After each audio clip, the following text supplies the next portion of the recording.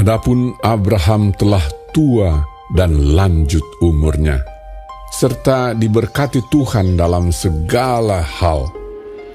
Berkatalah Abraham kepada hambanya yang paling tua dalam rumahnya, yang menjadi kuasa atas segala kepunyaannya, katanya, "Baiklah, letakkan tanganmu di bawah pangkal pahaku, supaya aku mengambil sumpahmu demi Tuhan, Allah yang empunya langit dan yang empunya bumi, bahwa engkau tidak akan mengambil untuk anakku seorang istri dari antara perempuan Kanaan yang di antaranya aku diam. Tetapi engkau harus pergi ke negeriku dan kepada sanak saudaraku untuk mengambil seorang istri bagi Ishak anakku." Lalu berkatalah hambanya itu kepadanya, "Mungkin perempuan itu tidak suka mengikuti aku ke negeri ini. Haruskah aku membawa anakmu itu kembali ke negeri dari mana tuanku keluar?"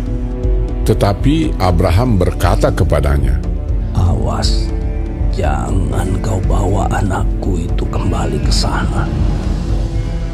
Tuhan, Allah yang empunya langit, yang telah memanggil aku dari rumah ayahku serta dari negeri sanak saudaraku, dan yang telah berfirman kepadaku serta yang bersumpah kepadaku demikian, kepada keturunanmu lah akan kuberikan negeri ini. Dialah juga akan mengutus malaikatnya berjalan di depanmu, sehingga engkau dapat mengambil seorang istri dari sana untuk anakku. Tetapi jika perempuan itu tidak mau mengikuti engkau, maka lepaslah engkau dari sumpahmu kepadaku ini. Hanya saja, janganlah anakku itu kau bawa kembali ke sana." Lalu hamba itu meletakkan tangannya di bawah pangkal paha Abraham, tuannya, dan bersumpah kepadanya tentang hal itu. Kemudian hamba itu mengambil 10 ekor dari unta tuannya dan pergi dengan membawa berbagai-bagai barang berharga kepunyaan tuannya. Demikianlah ia berangkat menuju Aram, Mesopotamia, ke kota Nahor. Di sana disuruhnyalah unta itu berhenti di luar kota dekat suatu sumur pada waktu petang hari, waktu perempuan-perempuan keluar untuk menimba air. Lalu berkatalah ia, "Tuhan, Allah Tuanku Abraham, buatlah kiranya tercapai tujuanku pada hari ini. Tunjukkanlah kasih setiamu kepada Tuanku Abraham. Di sini aku berdiri di dekat mata air, dan anak-anak perempuan penduduk kota ini datang keluar untuk menimba air.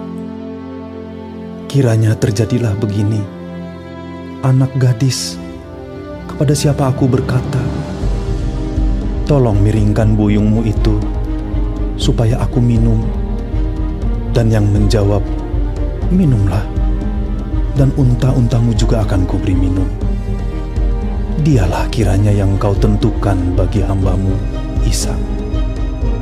Maka dengan begitu akan kuketahui bahwa engkau telah menunjukkan kasih setiamu kepada tuanku itu." Sebelum ia selesai berkata, maka datanglah Ribka yang lahir bagi Betuel, anak laki-laki Milka, istri Nahor, saudara Abraham. Buyungnya dibawanya di atas bahunya. Anak gadis itu sangat cantik parasnya, seorang perawan, belum pernah bersetubuh dengan laki-laki. Ia turun ke mata air itu dan mengisi buyungnya, lalu kembali naik.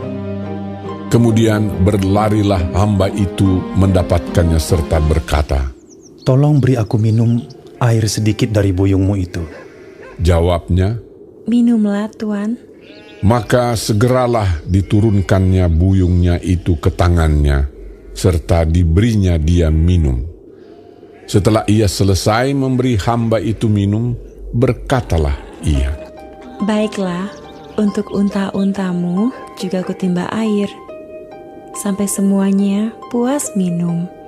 Kemudian segeralah dituangnya air yang dibuyungnya itu ke dalam palungan, lalu berlarilah ia sekali lagi ke sumur untuk menimba air, dan ditimbanyalah untuk semua unta orang itu.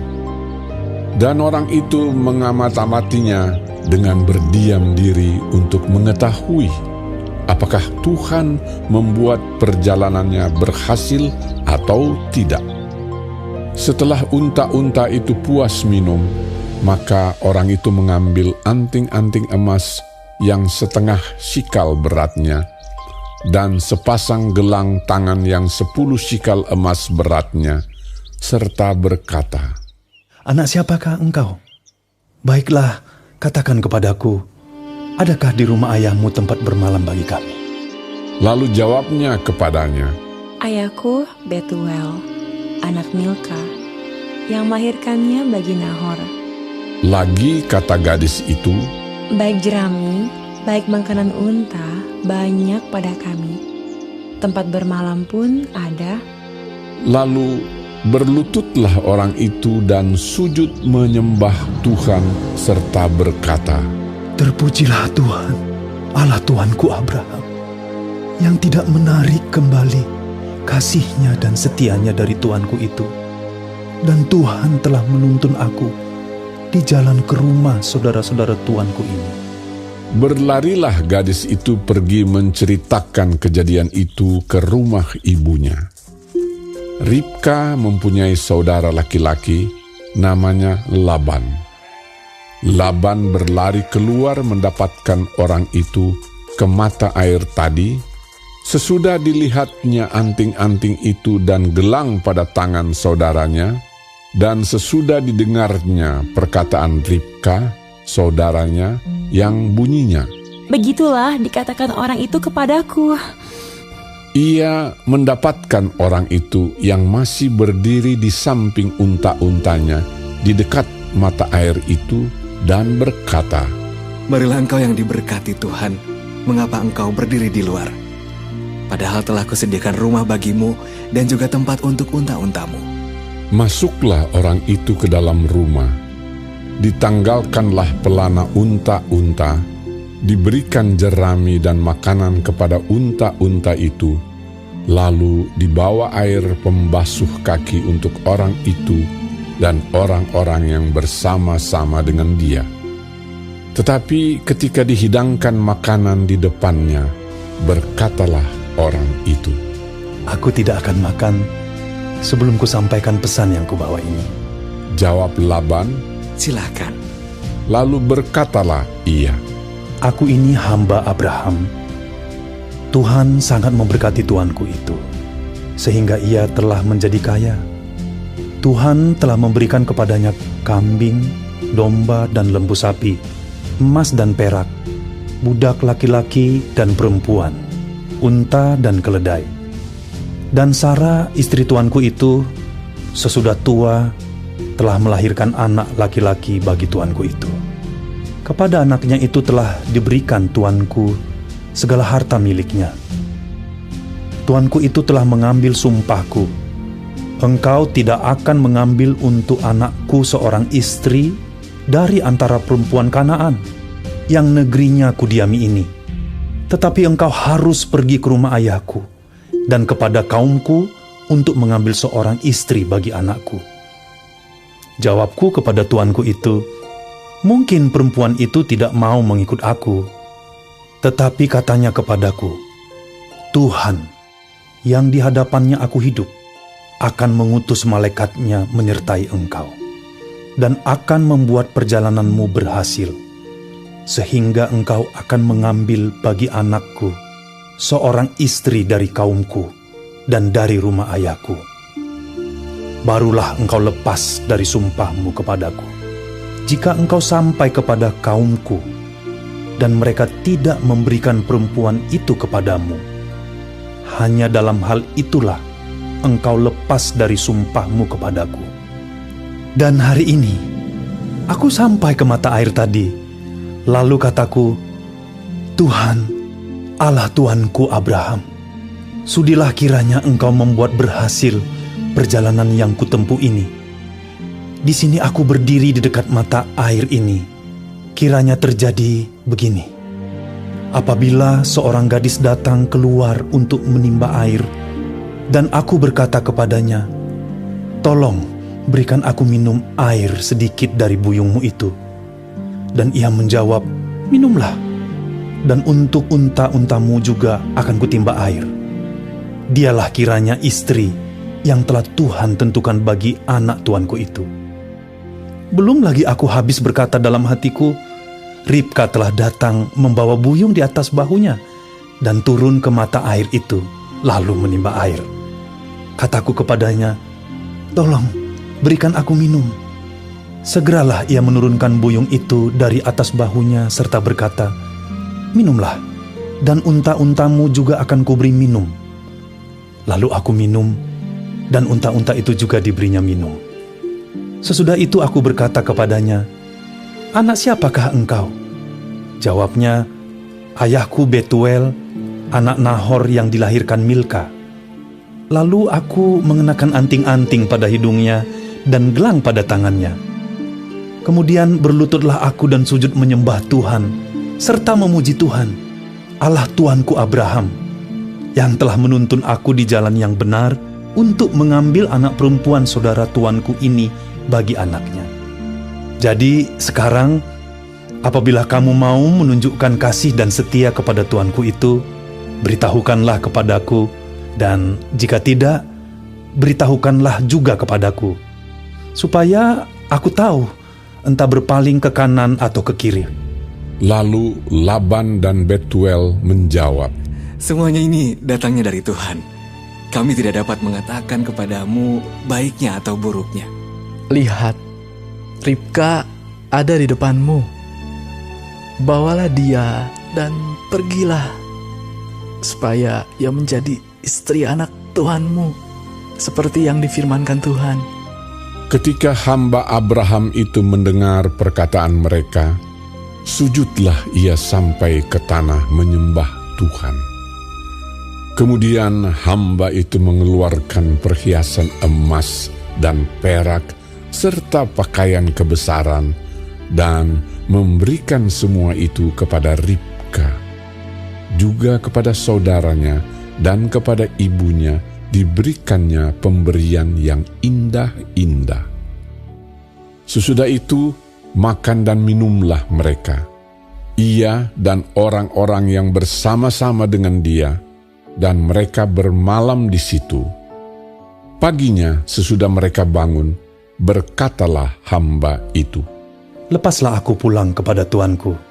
Tetapi saudara Ribka berkata, serta ibunya juga, "Biarkanlah anak gadis itu tinggal pada kami barang 10 hari lagi. Kemudian bolehlah engkau pergi."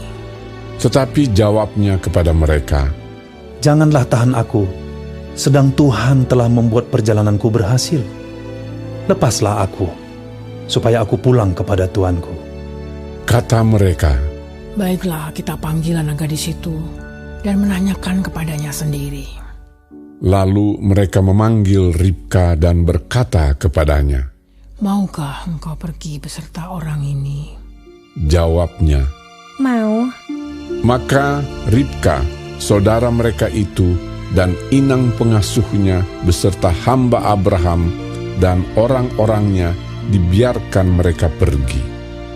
Dan mereka memberkati Ribka, kata mereka kepadanya, "Saudara kami, moga-moga engkau menjadi beribu-ribu laksa, dan moga-moga keturunanmu menduduki kota-kota musuhnya." Lalu berkemaslah Ribka beserta hamba-hambanya perempuan, dan mereka naik unta mengikuti orang itu. Demikianlah hamba itu membawa Ribka lalu berjalan pulang. Adapun Ishak telah datang dari arah sumur Lahai Roi. Ia tinggal di tanah Negeb. Menjelang senja, Ishak sedang keluar untuk berjalan-jalan di padang. Ia melayangkan pandangnya, maka dilihatnyalah ada unta-unta datang. Ribka juga melayangkan pandangnya, dan ketika dilihatnya Ishak, turunlah ia dari untanya. Katanya kepada hamba itu, "Siapakah laki-laki itu yang berjalan di padang ke arah kita?" Jawab hamba itu, Dialah tuanku itu. Lalu Ribka mengambil telekungnya dan bertelekunglah ia. Kemudian hamba itu menceritakan kepada Ishak segala yang dilakukannya.